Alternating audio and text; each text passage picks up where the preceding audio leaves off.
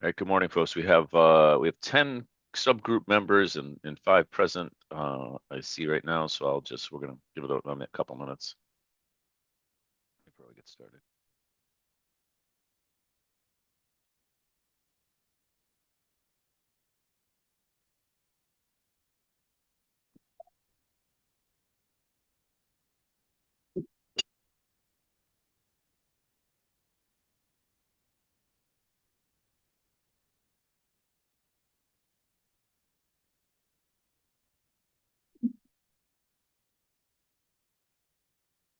One thing we didn't do, Mary, is we didn't like have RSVPs, so I don't know if people are showing or not. So we're not 100% on that, but This is true. a thought for next time. A thought for next Yes. time to make sure we know who's coming. Oh, there's Mr. Klumkowitz.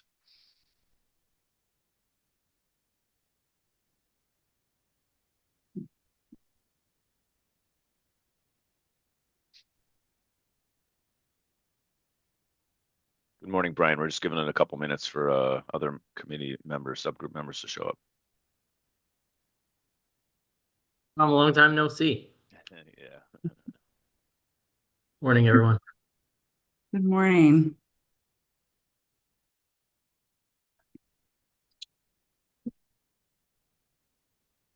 We'll give it like 2 more minutes and then we'll get started. So we're on Sounds being good. respectful of everyone's time.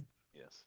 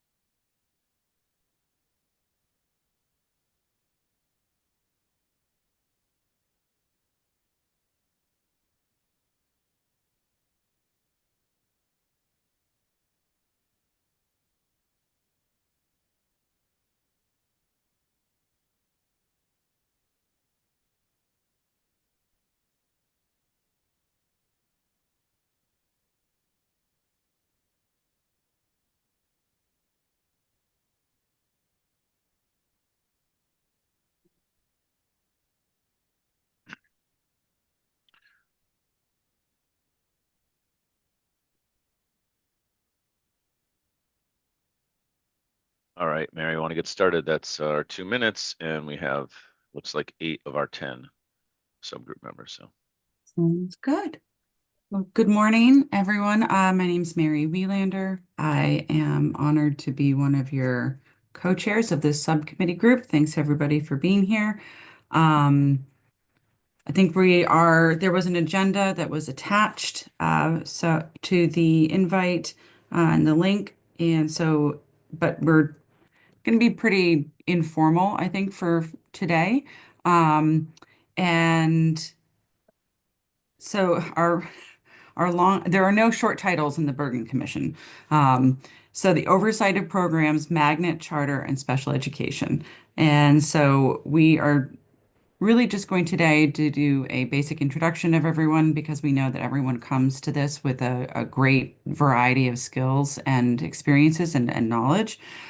Review what we are charged with in statute and sort of discuss how, as a group, it would be best for us to approach some of these questions. So I will turn it over. Oh, I guess I should do a little bit more intro. So I'm a rep. I serve the 114th district, which is Orange, Derby, Woodbridge, and Hamden.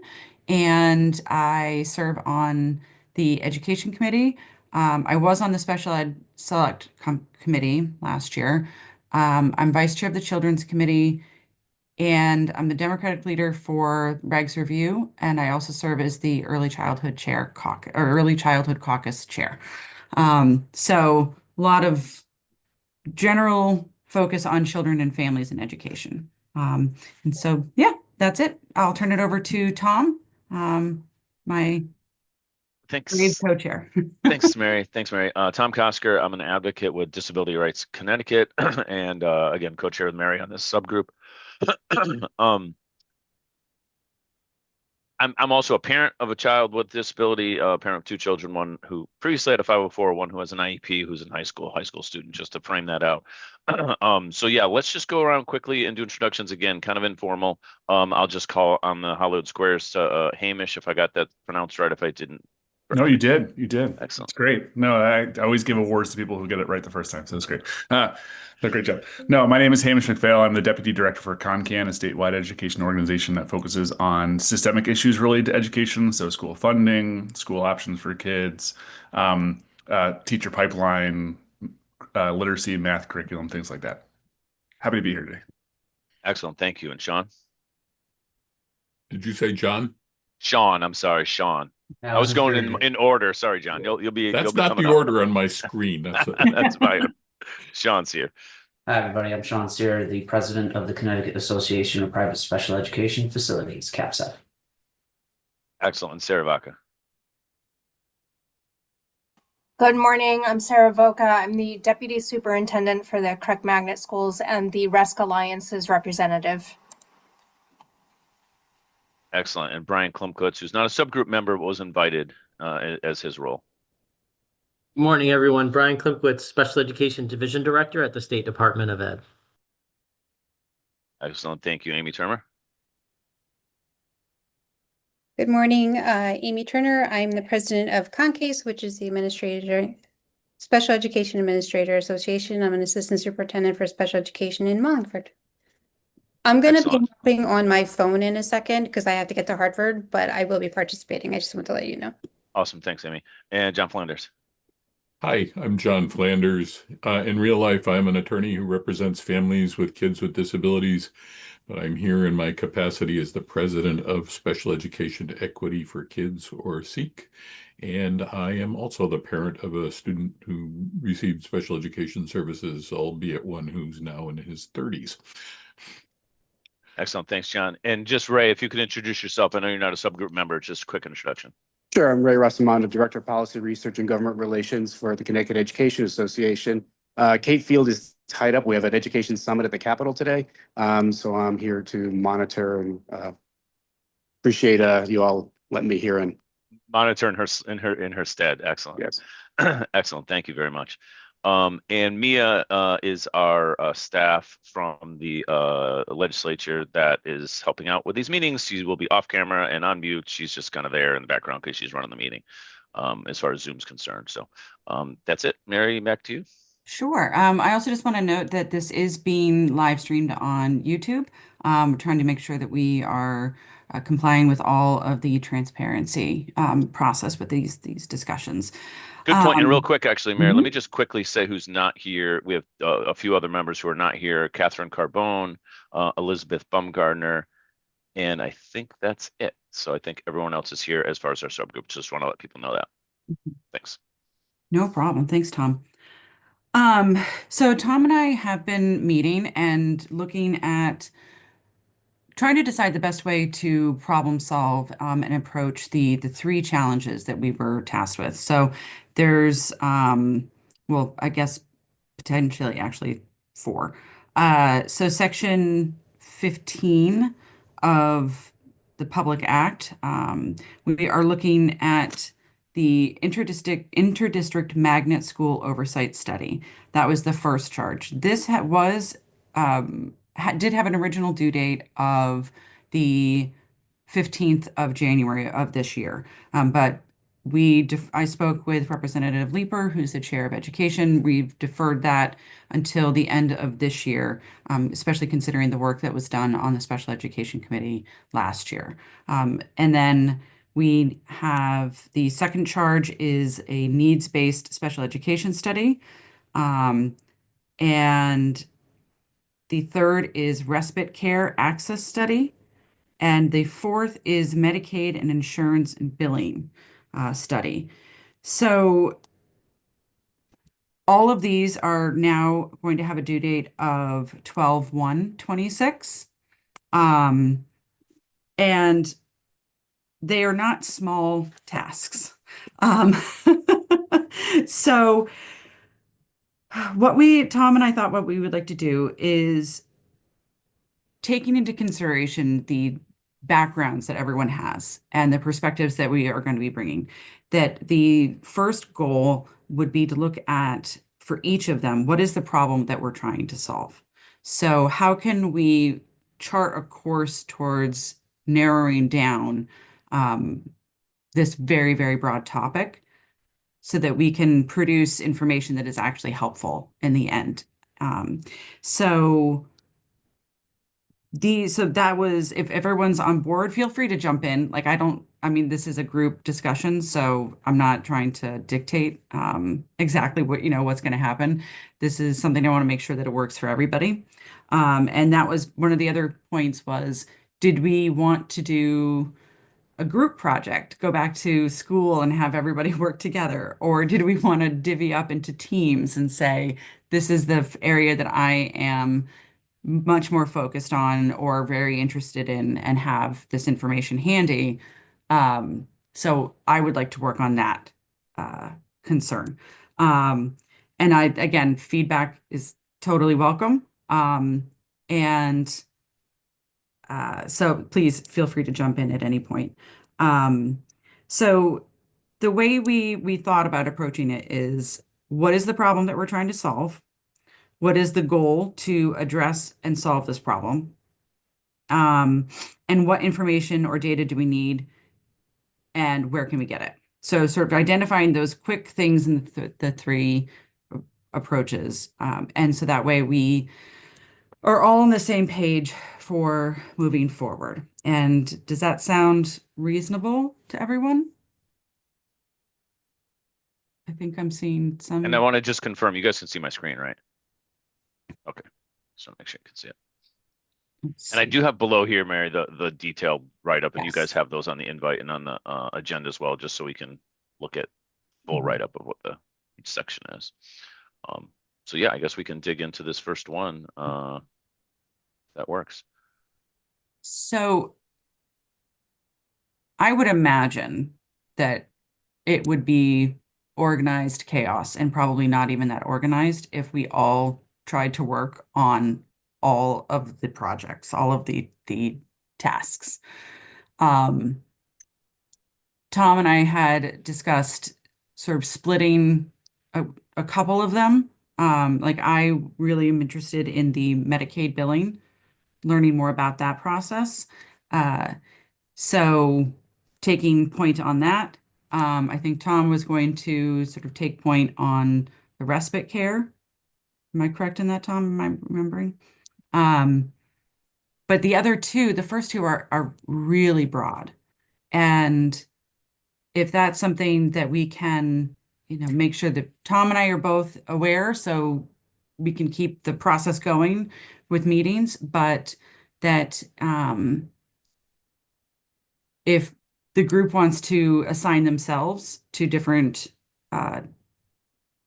concerns, then we can do that as well. So, two things, one very specific and one in general.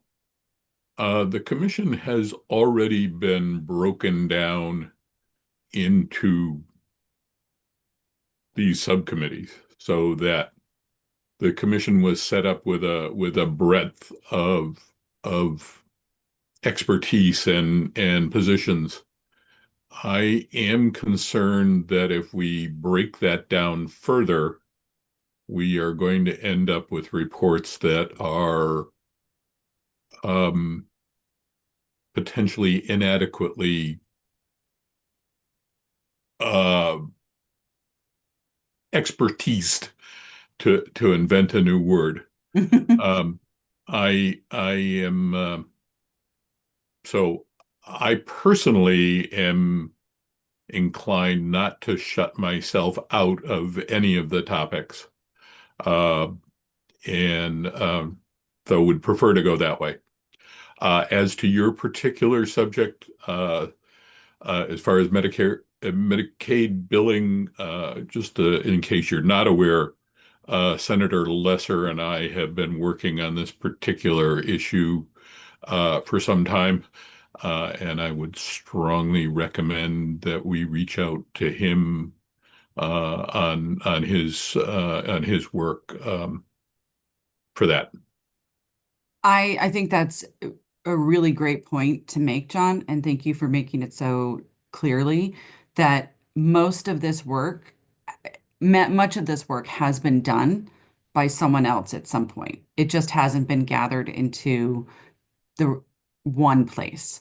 So I think a lot of what we'll be doing is pulling from existing studies and existing research that has been done, whether it's by an agency or an advocacy group, and then compiling it together. So I think it's important to know that we are not the only ones, yes, who are going to be working on this or have been working on it. There's a lot of valuable information out there. I think I saw Sean trying to unmute a minute ago. Sean, did you want to jump in? Yeah, I think somewhat conversely to John, who has a huge wide breadth of experience, I think that my contributions would be best placed in B and D.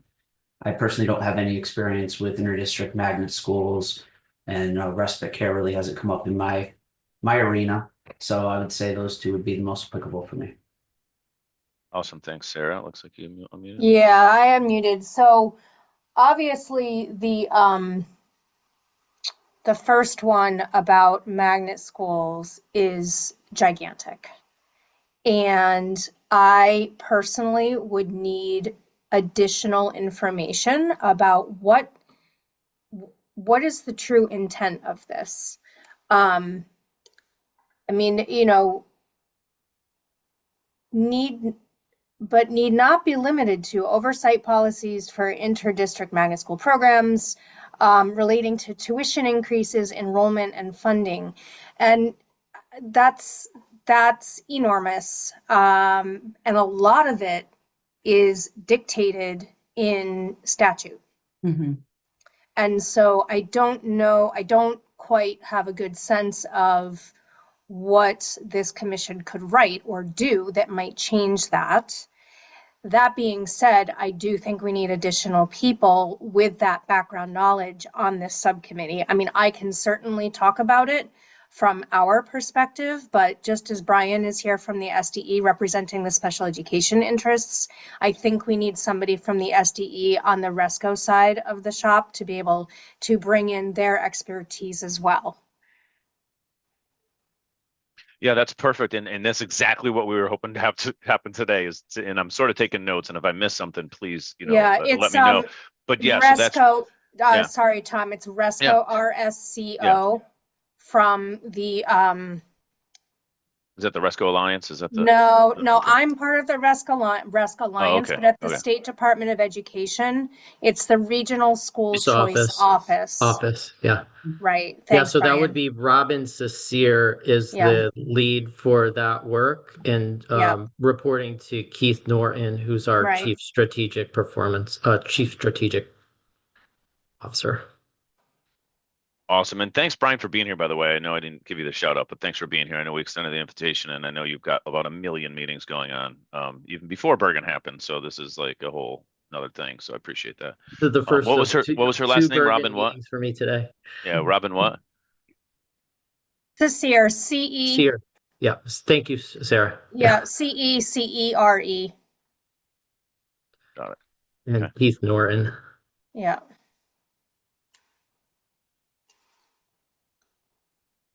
Other thoughts? And actually, it's funny. That's what Mary was actually bringing up when we met, recently is why are we doing these things, right? What drove these things in the first place? So we can kind of target, because some of them are very broad.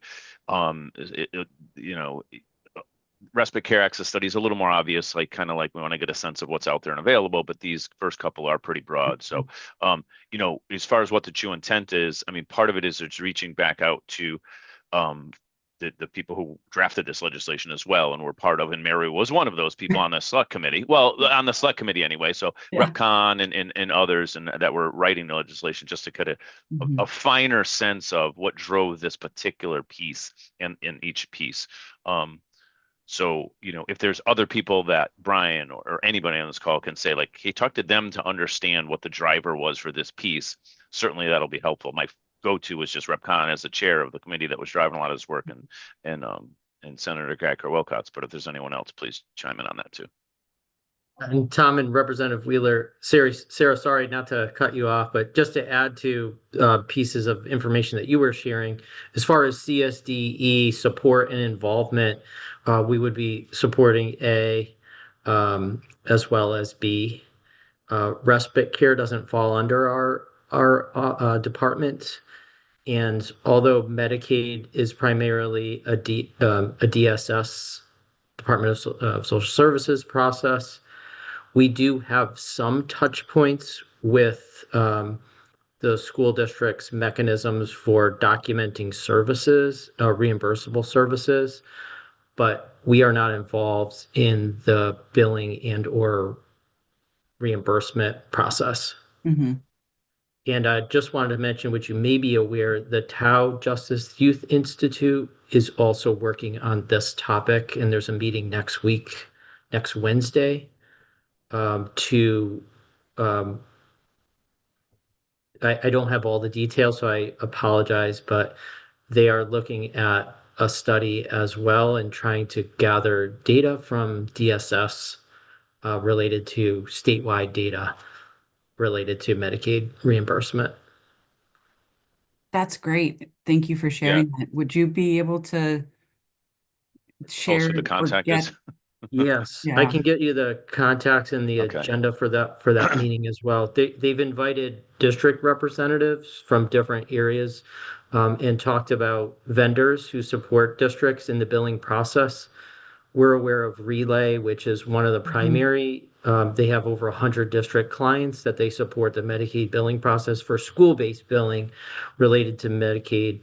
And then PCG, who supports CT SEDS, also has clients in supporting the Medicaid reimbursement.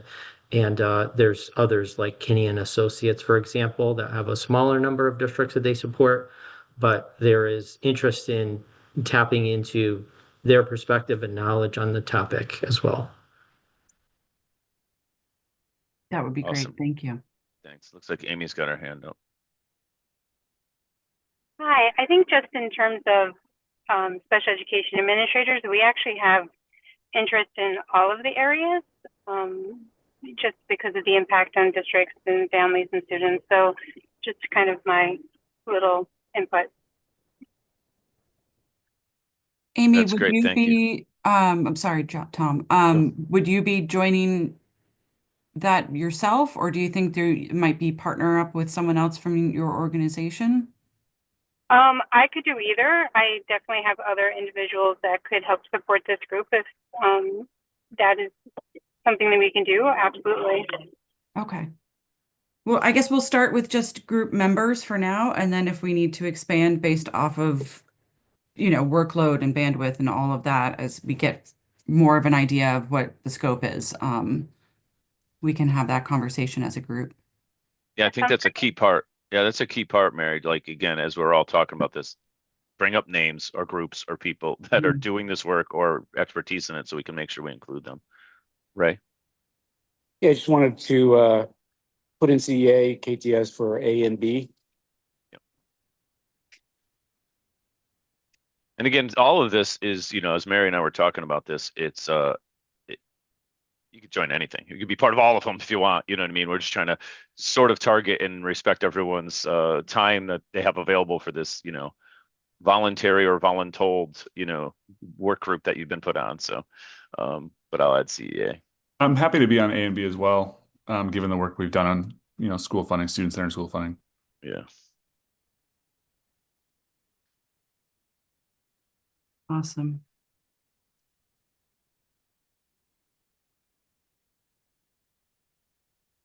Feel free to keep us moving. Let's see. If I get tied up in my typing.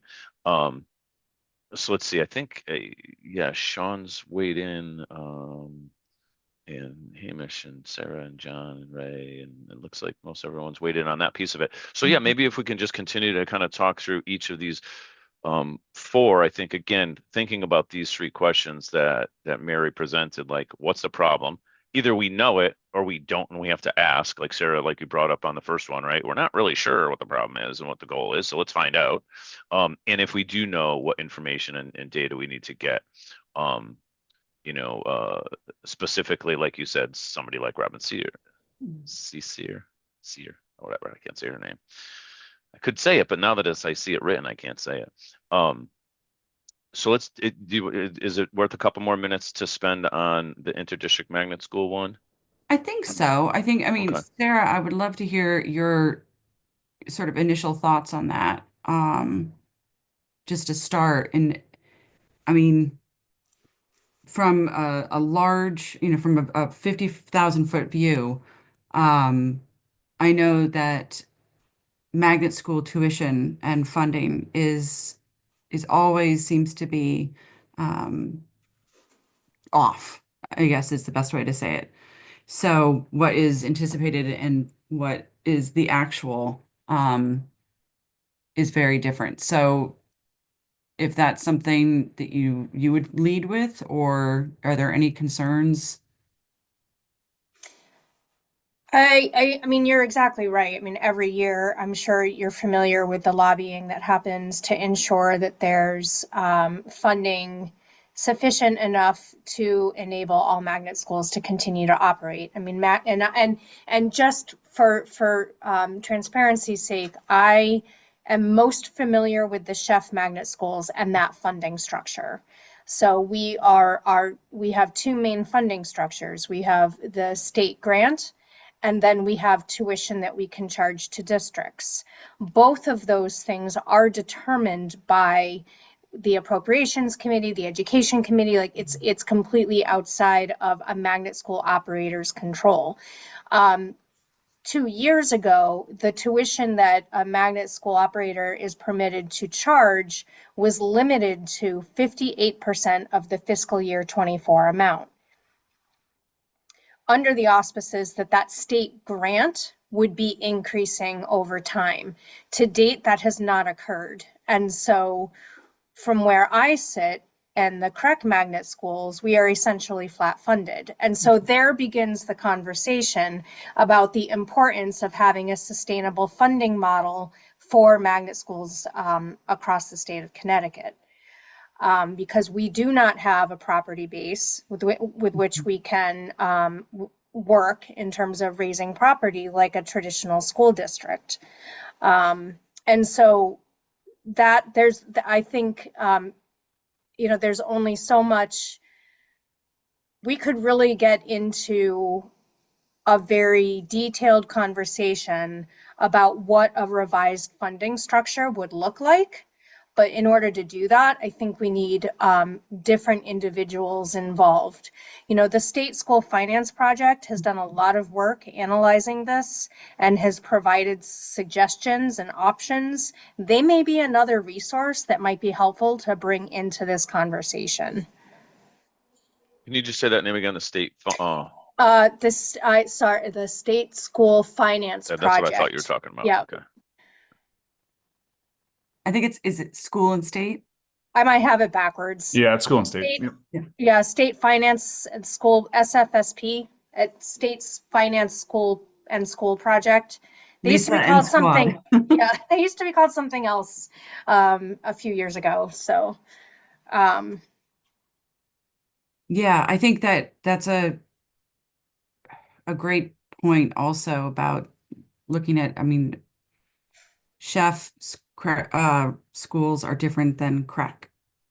And correct. And so when we're talking about chef magnet schools, we have to also think about the other operators, Hartford, yeah, Goodwin University.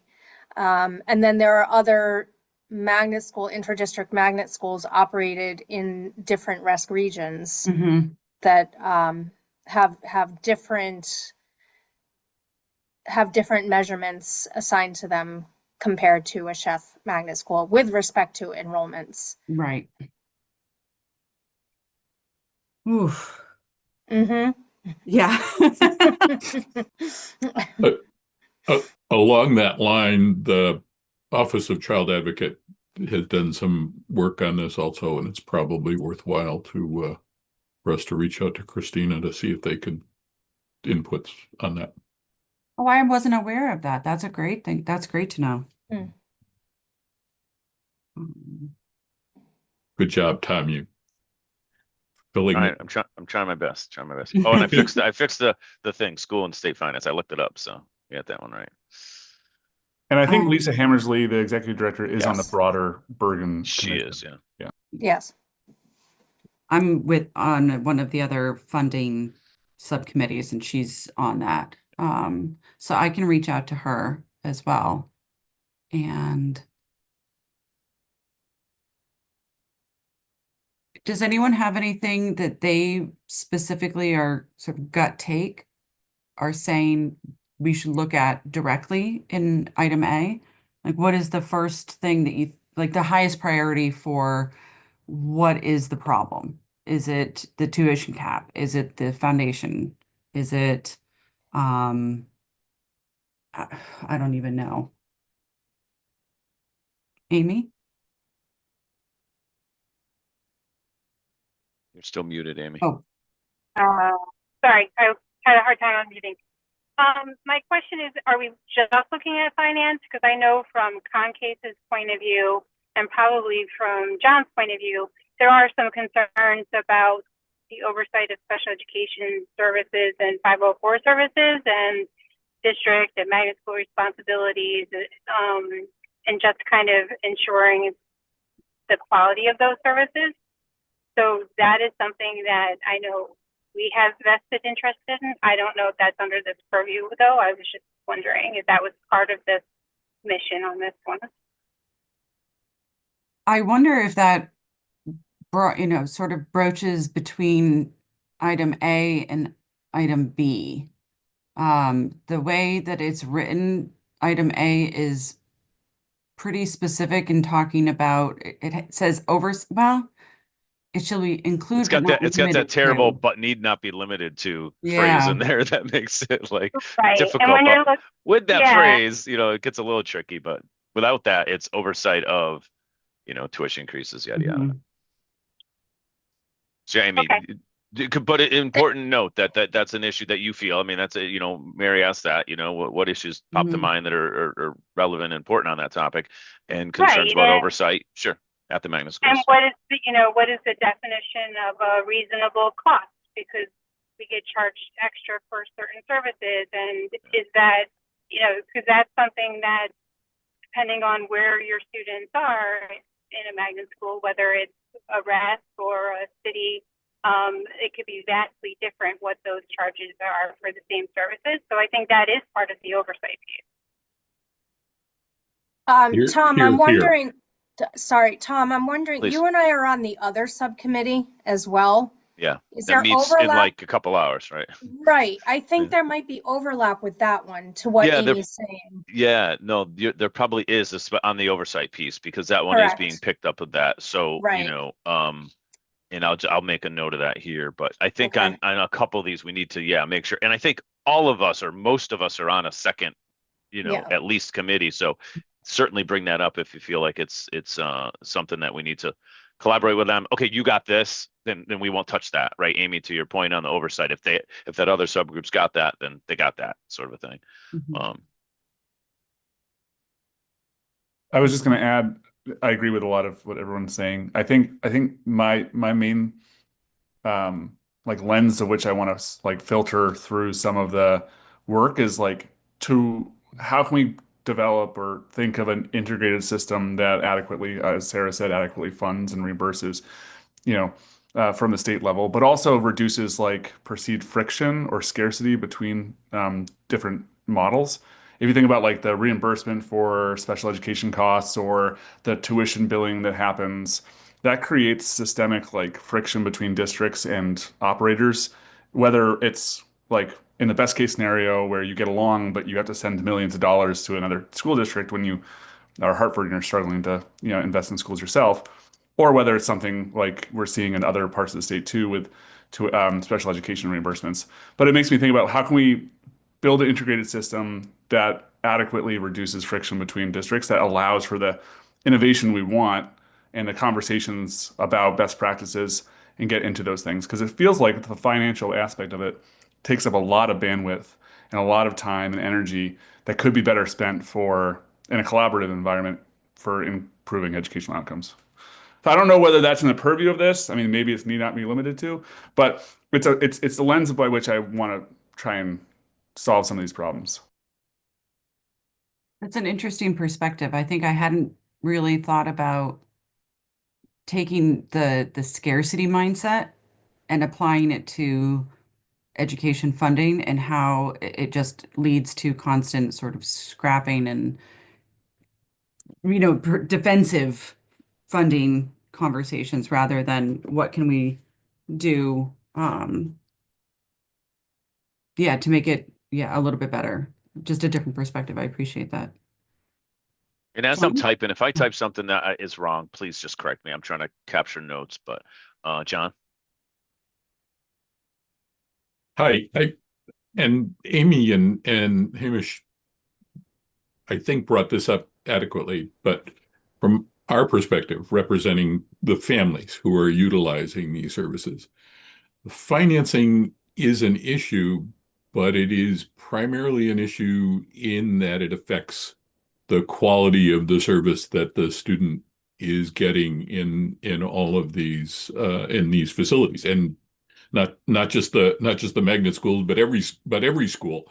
So want to make sure that we don't overly focus. I think sometimes we overly focus on the fact that this costs too much and don't focus adequately on the fact that there are services that students need. Those services need to be paid for, and we need to make sure that that the services that are being paid for are providing an adequate return on investment for the kid involved. So that, from my perspective, is the single highest priority.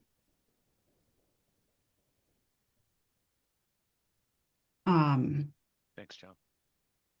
Yeah, and I think this is probably a good start for section A or I was just thinking it was about time to move on to the next one Yeah. without an official timer. I was like, okay, I'm feeling like we can move on to the next one. So, And um, I think for item B, the needs-based special education study, again, it's pretty darn broad. it's big. It's big. Um, We but thought the first one, if we thought the first one was big, this one's even yeah. bigger. Although I do feel like there will be information that is either available or will be available soon, as I know that this was a charge of some of the reporting and data collection from the select committee. So that might be a good way to start, is looking at, are there reports that are either available or will be available, so that we don't have to duplicate efforts or reinvent the wheel. And if that's something that there's going to be a report coming out December 1st of 2026, then we can push our due date back for our report. But again, wanting to be mindful of how I know how busy everyone is, that I don't want to spend a lot of time or ask anybody else to do something that is duplicative. Um, The floor is open on this big one. yeah. It seems like much of this could be covered with a survey, even if the state doesn't already have some of this information. It doesn't seem like it's going to be too overwhelming. I think that there are about 80 some odd programs within the state. Can't guarantee that everybody will reply, but should give us a pretty good idea of what's going on. And I can definitely lean on CAPSEF members and really encourage them to reply. So you're referring to the 88 apps that are. Yeah. So as far as surveying them, okay. I think another piece to this, because it does specifically say approved and non-approved. Mm-hmm. So really getting an idea of where some of these potential needs are.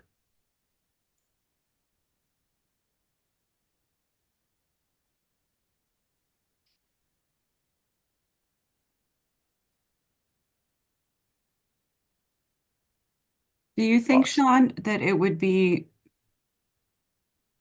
do you think it would be better or more beneficial to get fresh perspectives and information from people, like creating a secondary, like our own survey right now independently to get that information, or try to compile it from and collate it from existing information? I think that we would want to look at a current snapshot in time, because what I know many programs will experience is things like lack of wait lists at the beginning of the school year if they're transitioning students back in June. And that story could really change when you get to January, February. So I think, conducting a survey that would indicate both of those timestamps for the programs would be relevant. I would agree. I think surveying these districts in terms of where they're unable to find resources for their students, or what are those biggest areas of need, would be really important as well. And Sean is right. You have a different perspective in September than you do in January when you can't find anywhere for certain kids. So I think it's really important.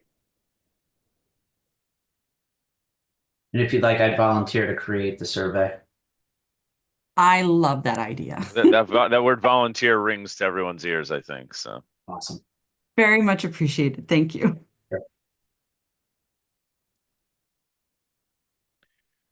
the one thing I would ask too is thinking about, in looking at this needs-based study, to determine if additional programs and services are required. I think it's both looking at the landscape of what's out there as far as approved privates or non-approved, et cetera, and then also the in-district programs and stuff that's available. Some districts do less outplacing than others because they have a more robust, services and programs and an array of services available in district. So I'm thinking about, when you say survey, my first question was going to be like, who do we survey, right? And then you said the 88, so I was like, okay, that's what he's talking about. But like, is there a need to look at LEAs, right? And kind of, they're the ones that are essentially creating the demand for these programs, right? To say, hey, we need this, a placement for this student. So I'm just thinking, anyway, I just want to start that conversation. I think that's great, and having Amy on the subcommittee, I think, is really important too, because she's going to have access to, wide range of public school folks, and I would be happy to draft something like that if somebody else would be willing to give it a once over. I'm sure, obviously we'll give all of these once over before they get published or sent out, but I'm not as confident that I'd be able to create that survey in a vacuum kind of thing. No, I think it's a great idea to collaborate on the survey, because to get that kind of information would be invaluable. And looking at, the different groups and what they can share. So yeah, my brain is just bouncing right now. Yeah. And Brian, does SDE, do they have some of this information handy, and is it relatively new? Might be multitasking. Oh yeah, that's fine. Okay. I'll follow up with him later. Be great if we had something we could compare and contrast. Yeah. Ray? Right, yeah. I can say that some of this could be a moving target as well, because I know there were some funds put forward in last year's special education legislation.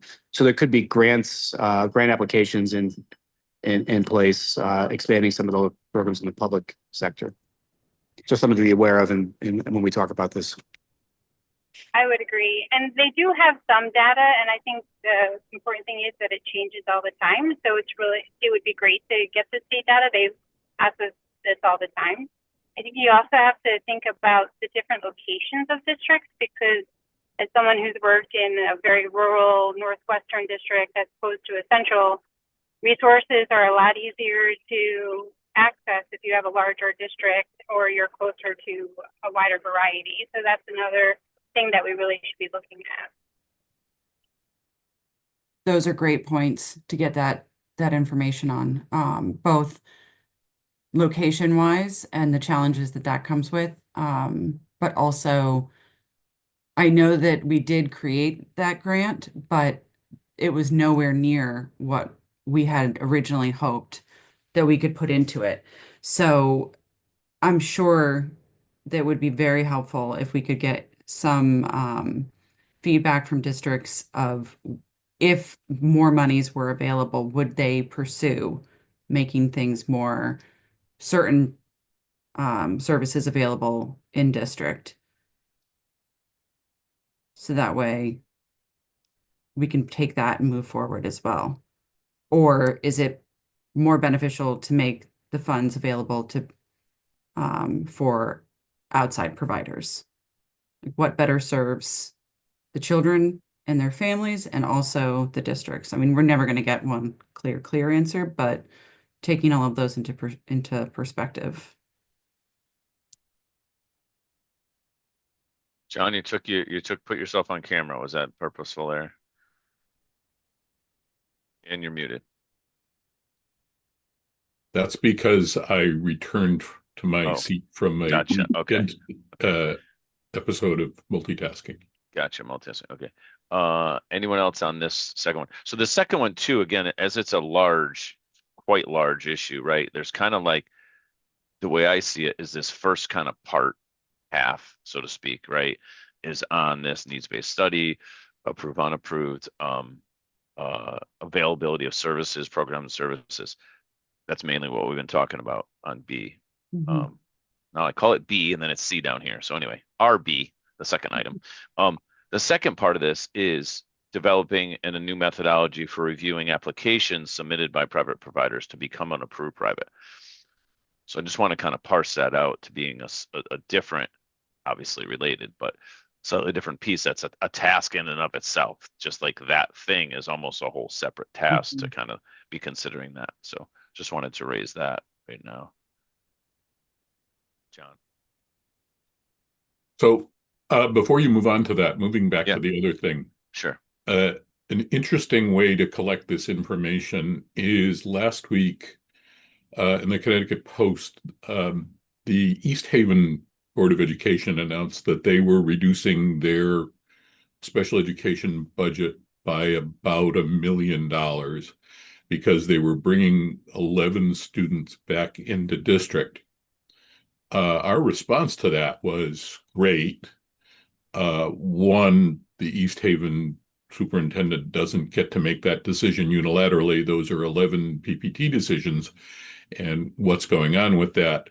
But it is an exercise to look at what exactly East Haven believes that it has done to to provide an appropriate opportunity for those students. So it would make an interesting case study if we were to reach out to them to talk about exactly what the steps in that decision were, whether they really did do a good job or, as I sometimes fear in my paranoid special ed lawyer status, that they were just said, well, we're going to do this because it's cheaper. Apologies, folks. I had to step away for a bit, so I'm back. My apologies. No worries. No worries. Well, I guess my gut take on that, John, is I would be very cautious about doing this just because I don't want to target one district. That's not the charge of this the subcommittee. But is that something that we can roll Kind of thinking more into? broadly about it, like Yeah. looking at districts who are successfully bringing back or who are bringing back students into district and what that looks like, sort of thing. I think, John. I'm simply looking at it as a case study, an example of what we're supposed to be looking at. Here's a district who says, well, we've done that. And it would be interesting to look at how. We could explore that option as a broader topic for identifying ways that we can assist the districts in finding,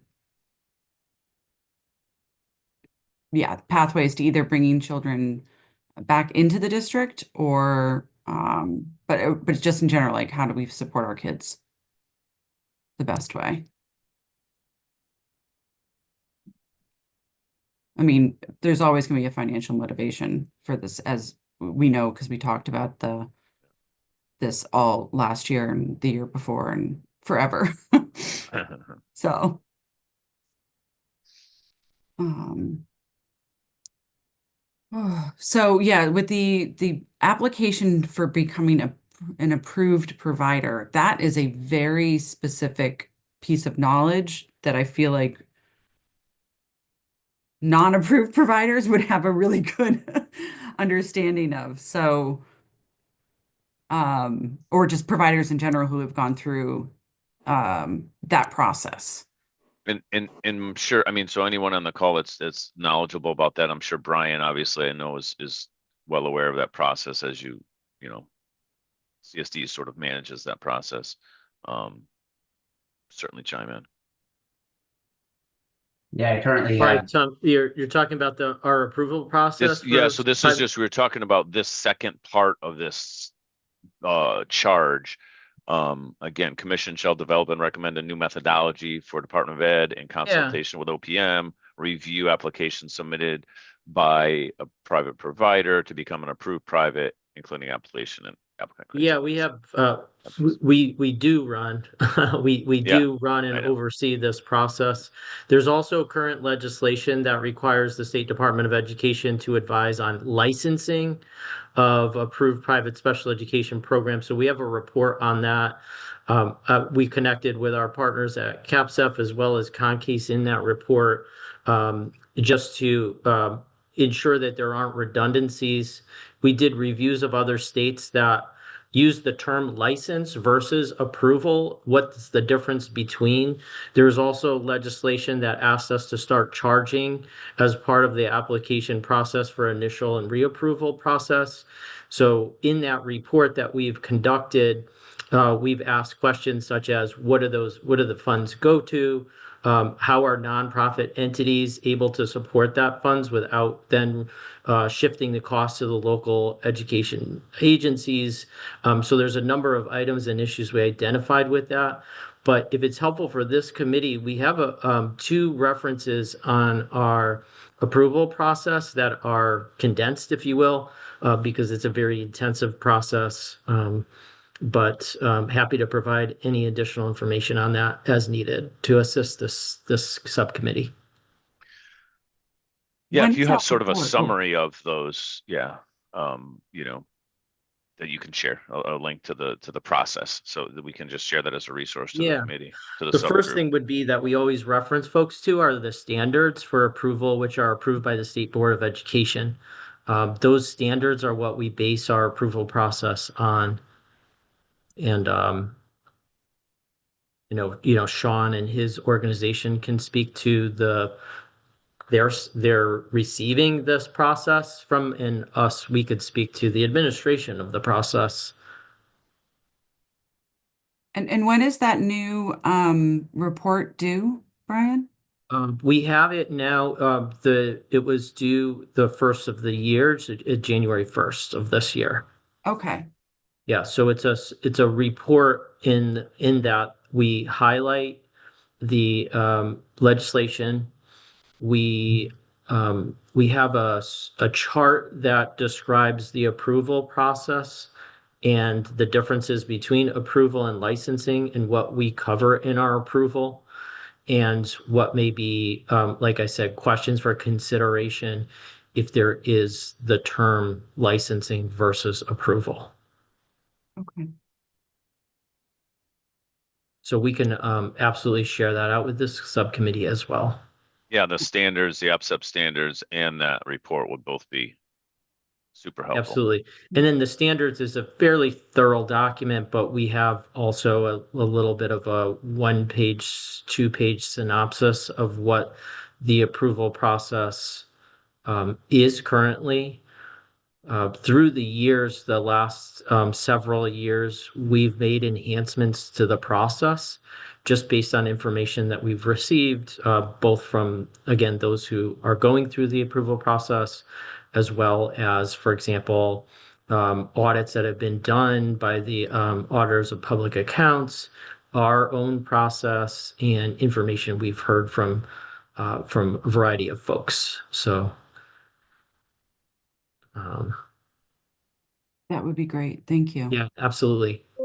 So I hate to be a monopolizer, but the other Go, thing John. that we need to consider is I, over the years, have had contact with a number of private schools who have affirmatively chosen not to be approved for various reasons. And I think it would behoove us to hear what the basis for those decisions. Mhm. And I can certainly reach out without promises that I can get feedback. Thanks for mentioning that, John. Yeah, and as you may not be aware that planning and placement teams should not be placing students in non-approved facilities, but we understand in very rare circumstances that occurs. And so if that is the case, districts may not receive excess cost reimbursement for students who are placed in those programs.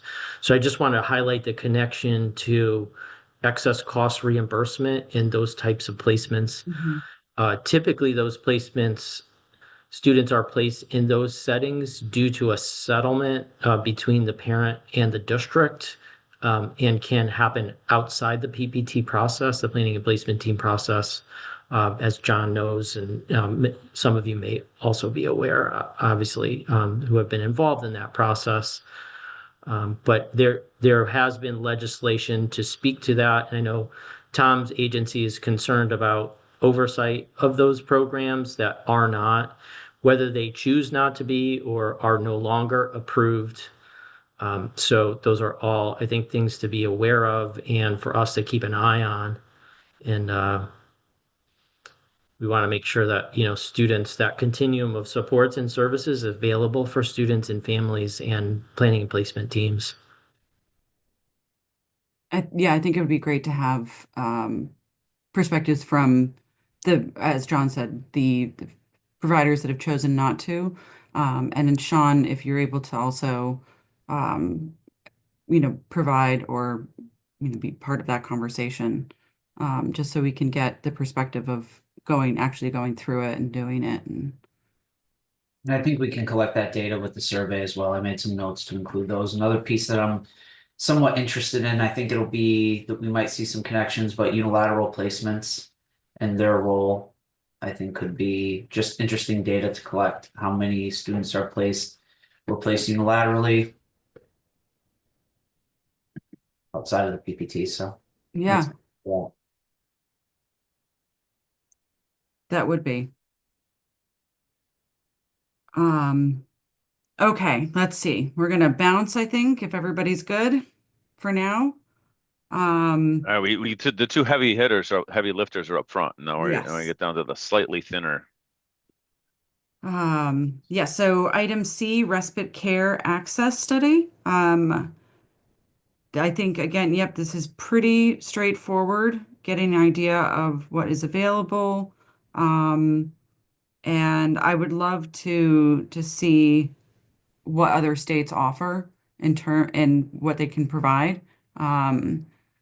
Like I know that my sister-in-law and my brother, when they lived in Virginia, my niece has Down syndrome and they were offered respite care for that, just I think it was an hour a week, something that they could do. So whether or not that's, just to see about what kind of supports are available in other states, as well as what we do, and how can we better serve the families. That's my thought on it. I didn't know if Well, anyone. and certainly what Connecticut is providing. So I think the first bit is to get a snapshot of what's available Yes. here, which I think is part of like, what do we got in the state? Because Mhm. we just need to compile that. And if anyone on this call knows who to reach out to or where to get that information, who our contacts are for that, because they come from many different places. DDS has some respite care stuff. Certainly, I'm aware of. What are the places that we need to kind of survey, or so to speak. And I see you're unmuted, and I think you want to talk. So I see John and Brian both unmuted. I don't know if that's just still unmuted from before, but Mine's still unmuted from before. My okay, no worries. I'm showing restraint, Tom. That's good. That's good. I can always mute you on my end, so that's good, John. They gave me that authority, that power. So, but yeah. So thinking about respite, let's see who put their names on this one. Let's start there. Not as many. So John and Amy and CEA, Ray. Are you aware of the places to look?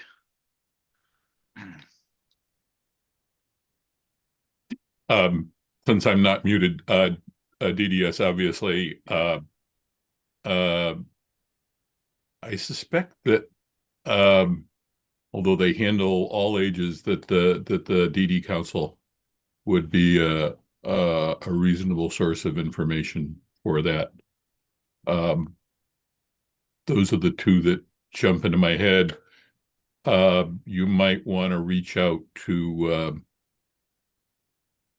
somebody like CPAC to survey their members to see what kind of services that parents are getting, not getting, wanting, whatever. Awesome. Thanks, Ray. I think you could also reach out to some of Sean's APSEFs as well as the districts in terms of, we know the families that are really struggling and how they're struggling with receiving respite. So I think that would be a really good source. Like, what is the profile, or what are the barriers that you're facing in accessing it?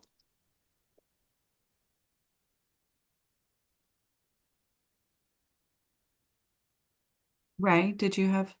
Yeah, I just wanted to jump in and clarify that I had meant to indicate A and B, not A and C. No worries. Thanks. Too late now. We can't change Yeah, it. yeah. Oh, your name's on there. I think you might have said, or all of them. Yeah. So, you're kind of here in place of, so, she could fill in on all of them. No worries. But yeah, surveying, you're saying, Amy, I think, APSEPs and LEAs sort of like, not surveying, but whatever, trying to get some information on the struggles and challenges people are facing, which I think is what prompted this, right? And I don't remember specifically just hearing as a select committee discussed this came up last year. It was more of a passing thing. It wasn't a deep conversation about this issue, but I think there was concerns about, again, what's out there, what's available, are parents aware of what's available, or is it mostly also just a lack of availability of respite care for families? So again, I think DDS seems like the main show in town for that, again, Brian. Just wanted to mention, I know the department is not in this section, but I did want to mention we do coordinate and collaborate with DDS in some activities. And what I wanted to point out is just in my experience, and what is sometimes difficult for parents and families to understand, is that the funding for respite care cannot overlap with IEP federal funds. And so, as an example, if a parent has extended school year services by the school that are offered, DDS then can't provide respite / community care for that child during those times. And so parents are often left with a choice of one or the other if there are overlapping timeframes it typically occurs during the summer programming. So I just wanted to mention that piece of it, that our office does in those circumstances coordinate and sometimes communicates with our local school district leaders, Amy and Concase and their organization, on some of those challenges and helping parents understand that piece. That's a federal. Yeah. So DDS can't, it's like a double dipping situation, or intermingling of federal funds for separate purposes. And so DDS would be able to speak Interesting. to it more articulately than I, but they are not able to allocate funds during those time frames. That's interesting because then that severely limits. I wasn't aware of that piece of it, Brian. So that's very helpful to understand that because it really limits if you think about if a student goes to ESY extended school year and 180 days in the school year, where's the time left that you can actually do respite if you can't do the weekends during the summer when your kid, you know what I mean? Like, or the weekends during the school year, that would severely limit the windows in which you could access, in particular, this piece, this DDS respite care So piece. before DDS, Maybe that's why families don't hear about it so much. You know? Before DDS approves some of those programs, they're looking at the IEPs and seeing that the district has offered you these services. We can't. Right. We could after, before, different times, but not during.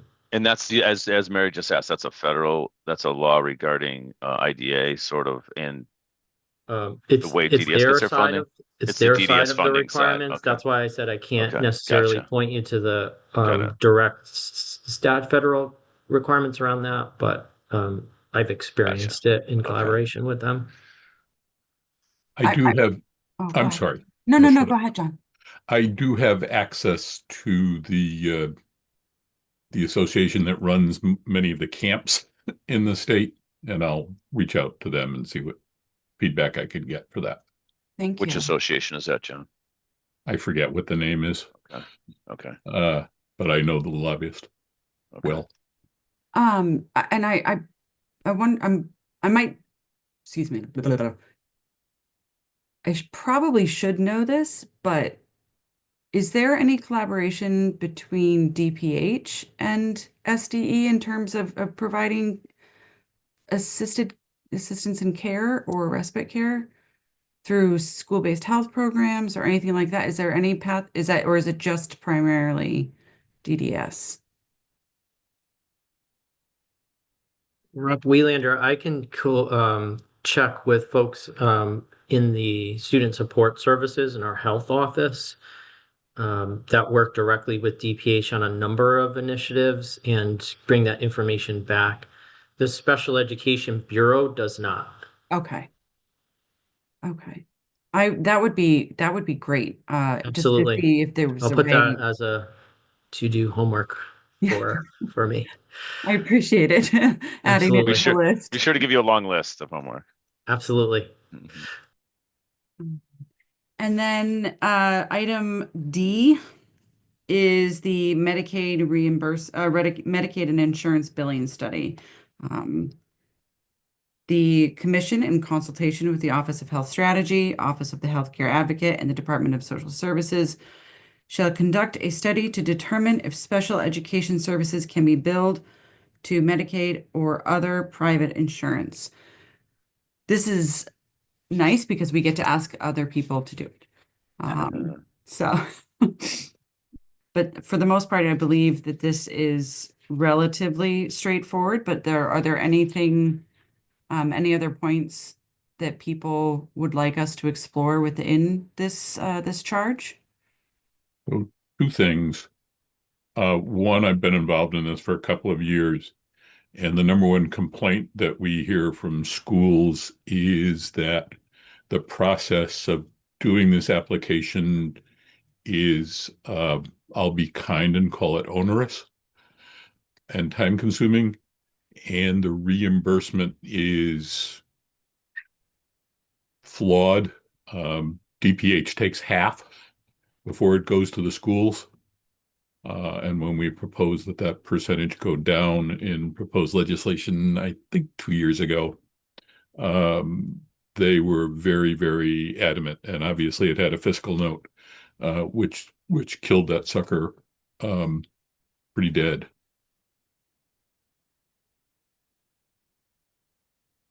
Sounds like John's our lead on this particular item, huh? So the other thing, yes, the data and the information that schools are required to provide is definitely onerous on the service providers. Parent consent has been a huge issue for us and something that we've been advocating for. That is a really big concern of ours. This year, it's also changed in terms of some families their insurance is actually getting charged when we ask for Medicare reimbursement. So that is impacting families, which is new this year. So that is something else that we really should look into. Amy, is that something where like it's defaulting to private insurance before going to Medicaid, or is that So what's happening is, say your insurance plan says that you can have 50 speech and language sessions, right, a year. It used to be that was separate from school, but now what they're doing is, so it's not necessarily that they have to pay for it, but it's taking away from the services they can do at home. Does that make sense? I believe so. So So they're not not, charged in the sense of charge the dollars, but that it gets deleted off your thing. Having a son who did exactly, that. So like I get 25 a year of PT or OT or speech service. correct, I used up 20 of them in school because I went once every correct, other week or whatever. Now the insurance company's like, well, you already got 20 down, so you got 5 exactly. left. Right, which is definitely Okay. not helpful for our families at all, Not and at that is all. something that we Yeah. definitely should address. So what happens though if I'm just like we absolutely need to address that. And so what happens if you use up all of your services before the end of the school year? You So don't it got doesn't anymore. impact the amount of services that the school gives. We'll still give all of our services, The but the insurance family won't give has, them. Right. right, family cannot get them outside of school, which, a lot of families, getting back to respite care, a lot of families use that for supports, Yeah. right? They get a lot of their parent training that way, or they get BCBA services that way. So it's a really big impact. We've fought so hard and we've made so much growth in this state to get parents more services that this is actually really impacting our neediest families. Amy, can you also expand a little bit on what you meant by parental, like parent consent? Is that about getting extra services or? Sure. So we are not allowed to, I guess not allowed is not the right word. We cannot ask reimbursement for any student that we provide services for where we do not have written consent from the parent to do that. So, which is confusing for families because you're asking them for consent to basically charge Medicare, but we're not really charging Medicare. So so a lot of families get confused and they don't provide consent. When, they've already provided us with consent to provide them the services, we shouldn't have to ask consent to get federal funding to do that. Okay. All right. Thank you for clarifying. Another thing that might be worth confirming or denying, anecdotally, I've heard that the Medicaid reimbursements in some towns will go to the town and not to the actual school or district. So I would just want to confirm whether or not that's the case. Amy might have some history on So that. it is, and that's really up to the discretion of the towns. Right. Every town handles those funds differently, like excess cost sometimes goes to the district, sometimes it goes to the town. My philosophy is it always comes out of the same bucket eventually, right? The town is who's giving you the money to fund the budget anyway, but yes. When it's directly from the students, it should go directly back to the students. I agree. That's good to be aware of.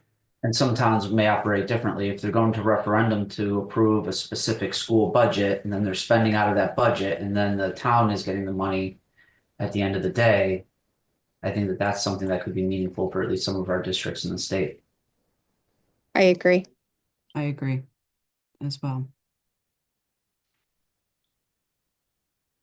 Is there anything else that any member feels we should, at this time, this is not setting everything in stone. I'm sure as we learn more, we'll potentially expand or contract our thoughts here, but anything on the Medicaid The only thing section? I wanted to ask quickly on this is if we have contacts at these places to reach out to, if we can start thinking about those contacts, that would be helpful so we know who to connect with at these. I have liaisons that I can contact. Okay. Okay. Just making sure. And I guess maybe just for the last few minutes and we don't need to use, it's funny, we didn't even ask for an hour and a half, but when Mia sent out the invites, like she did it for an hour and a half. So I was like, oh, look at that. That worked out. So we don't have to use every minute, but just thinking about next steps on this and how we want to approach it as a group, because we want your input. Mary and I talked about it. Like, do we spend 1 or 2 meetings or whatever, and then time in between meetings focused on, let's start with A because it's a heavy lift, or start with B, it's a heavy lift, or can we do 2 of them at the same time and kind of tag team if we break them apart? So just a quick conversation on that is how, again, we have 2 more meetings scheduled right now that we've scheduled for the group on these 2 dates. We can also discuss what additional meetings, times and days of week sort of thing worked. We moved it to 9 in the morning because Rep Wheelander is going into session. So mornings made more sense a little earlier, because usually session starts 11 or 12. So we wanted to just, make sure our chair could be here for these meetings. But so that's sort of two pieces, is the meeting times and schedules, but also, how do we want to tackle it? Do we want to work on one for 3 months, or, and then do the next one, or do we want to keep them all moving at the same time? So I'll open it to you guys. So could we make sure that we have like a Google Docs so that as the information comes in, everybody has access to it, and then we can do a better job of deciding that? The more you know, the easier it is to make a decision, or sometimes the harder it is to make a decision. But it's always better to have, to do it when you have information. So, particularly in the respite area, if we're getting a lot of data, or knowing that a lot of data will come in 6 weeks rather than a month, it makes it an easier decision as to whether we pursue that next time. Yeah, Mary, I'll defer to you on how I don't, not familiar with how we would share on a subgroup like this, share documents, share information. Like, again, I'm not sure how that exactly works. I don't know. Okay, I so we'll have to think we investigate can, that. I mean, we can. We could Let check me, on it and see. yeah, Yeah, let me get yeah, back to everybody on that. But yeah. how do we share information that doesn't result in an email thread that is 7 million emails long? Right. If it's a shared doc, FOIA, all that kind of Yeah. business. Like, make sure we're just doing things right. I would say for the second one, where I volunteered to create the survey, if we target the 18th to have it completed, we can meet on the 18th and just review and approve it and publish it from the 18th until the 11th. That would give us hopefully some data on the 11th to review. If you are okay with that timeline, since you'll be making it, then I'm I fine. could have it by this weekend. It's not going to be a matter of like creating the initial, and it's always hardest to get something down on paper. I think once we all review and maybe tweak some things here and there, I think that process would go rather quickly. Yeah, It's that would be a just- great way to start. Yeah.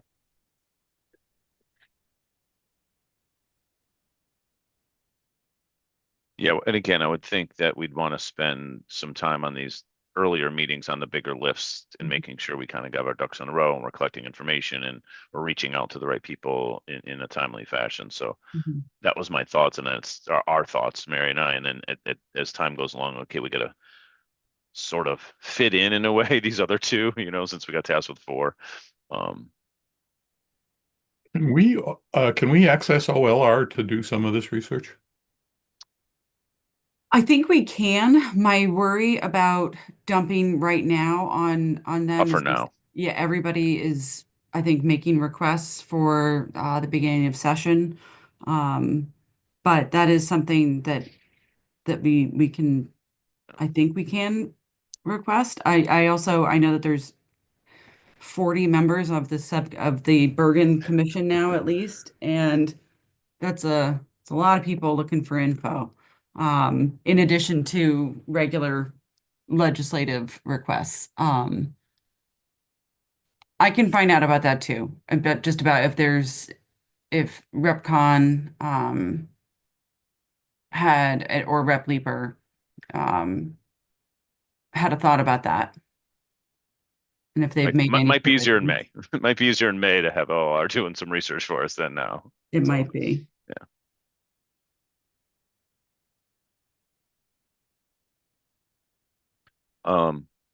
All right. And again, hearing no opposition will kind of, as we continue to schedule, I know personally I need things on my calendar farther in advance is helpful for me.